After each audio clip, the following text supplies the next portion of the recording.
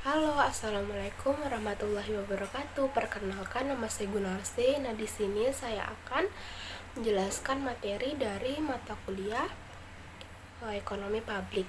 Yang pertama ada pengeluaran pemerintah, yang kedua ada penerimaan pemerintah atau pajak, yang ketiga ada pengaruh pajak terhadap perekonomian, yang keempat ada kebijakan fiskal, dan yang kelima ada kebijakan fiskal dan moneter. Yang pertama, saya akan menjelaskan pengeluaran pemerintah.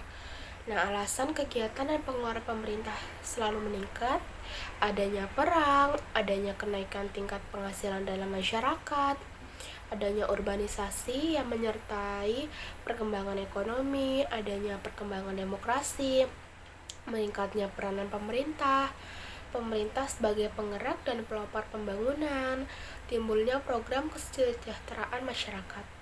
Terdapat efisiensi dalam pengeluaran pemerintah. Yang pertama ada keadilan, efisiensi ekonomi, kebapakan, dan juga kebebasan perorangan. Dalam penggolongan pengeluaran pemerintah, terdapat pengeluaran yang self-liquidating.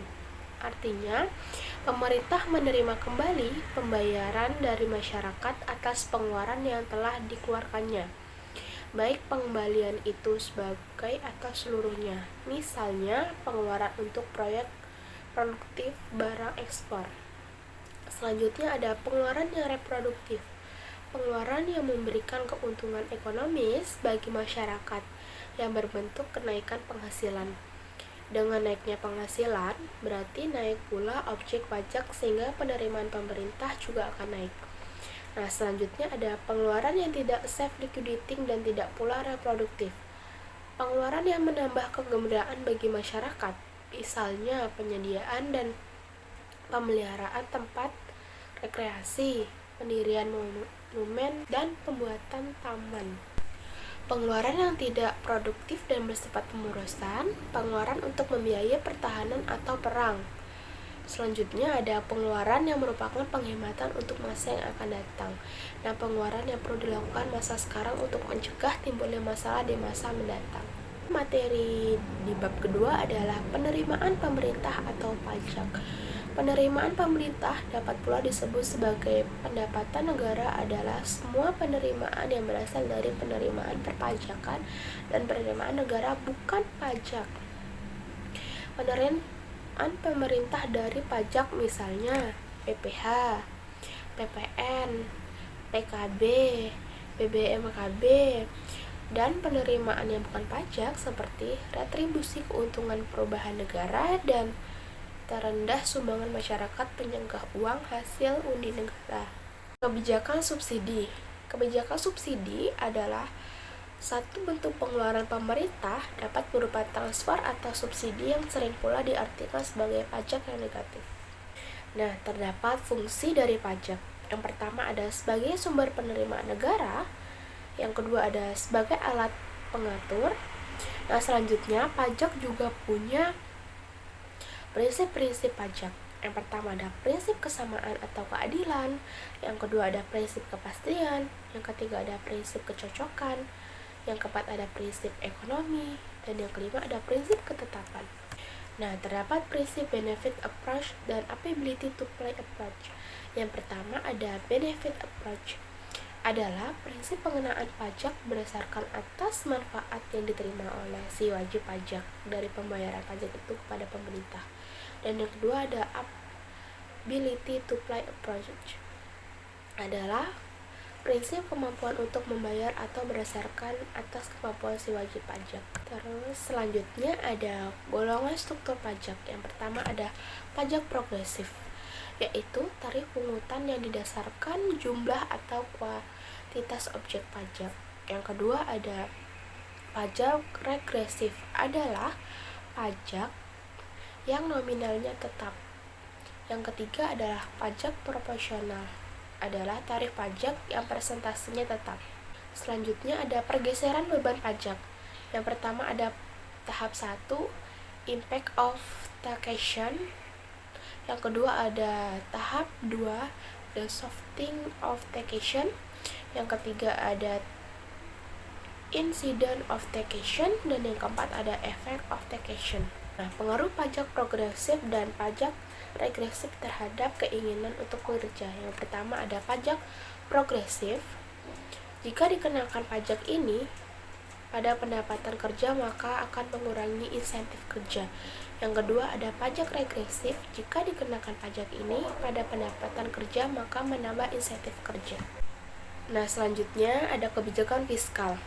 Pengertian dari kebijakan fiskal adalah kebijakan ekonomi yang dibuat pemerintah untuk mengelola dan mengarahkan kondisi ekonomi ke arah yang lebih baik atau yang diinginkan dengan cara mengatur pendapatan dan pengeluaran negara. Nah, dalam kebijakan fiskal terdapat tujuan, yaitu mencegah pengangguran. Kegagalan dalam mencapai kesempatan kerja penuh tidak hanya berarti tidak tercapainya tingkat pendapatan nasional dan laju pertumbuhan ekonomi yang optimum, tapi juga berakibat cukup menyenangkan bagi pengangguran. Nah, selanjutnya ada stabilitas harga. Mempertahankan stabilitas harga umum pada tingkat yang layak. Yang C adalah macam kebijakan fiskal. Yang pertama ada pembiayaan fungsional, yang kedua ada pengelolaan anggaran, yang ketiga ada stabilitas anggaran otomatis, yang keempat ada anggaran belanja seimbang. Nah, kaitan antara kebijakan fiskal dan kebijakan moneter. Mula-mula kebijakan yang ditempuh pemerintah dalam mengurangi ketidakstabilan ekonomi adalah dengan kebijakan moneter, yaitu pengetatan jumlah kredit atau dengan pelonggaran kredit yang diberikan oleh bank umum. Nah, untuk itu biasanya bank sentral sangat berperan dalam mempengaruhi jumlah uang yang beredar dengan cara mengubah dan tingkat bunga, decking, atau membeli menjual surat berharga. Selanjutnya adalah kebijakan moneter. A. Kebijakan pasar terbuka. Kebijakan yang diambil oleh bank sentral untuk mengendalikan jumlah uang beredar dengan menjual sertifikat Bank Indonesia. Selanjutnya adalah kebijakan diskonto, yaitu penambahan atau pengurangan jumlah uang dengan cara ketika inflasi mulai terasa mendekati, bank sentral menaikkan suhu bunga. Selanjutnya ada kebijakan cadangan kas, yaitu kebijakan di mana bank sentral bisa menaikkan atau mengurangi cadangan kas. Selanjutnya ada kebijakan kredit ketat. Kebijakan bank umum di mana bisa memberikan kredit tetapi dengan syarat 5C. Selanjutnya ada kebijakan dorongan moral. Kebijakan bank sentral dengan mengeluarkan pengumuman yang berisi ajakan atau larangan menahan pinjaman tabungan.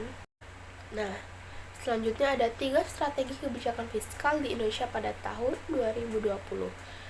Yang pertama adalah memobilisasi pendapatan dengan menjaga iklim investasi. Yang kedua adalah meningkatkan kualitas belanja agar lebih efektif dalam mendukung program prioritas. Selanjutnya ada mencari sumber pembiayaan secara hati-hati dan efisiensi selalu penguatan peran fiskal. Ada 5 hal yang menjadi fokus APBN. Yang pertama adalah penguatan kualitas sumber daya manusia. Yang kedua ada akselerasi pembangunan infrastruktur pendukung transformasi ekonomi. Yang ketiga ada penguatan program perlindungan sosial. Yang keempat ada penguatan kualitas desentralisasi fiskal. Dan terakhir ada antisipasi ketidakpastian global. Sekian, terima kasih. Itulah penjelasan dari saya mengenai 5 materi dari mata kuliah ekonomi publik. See you.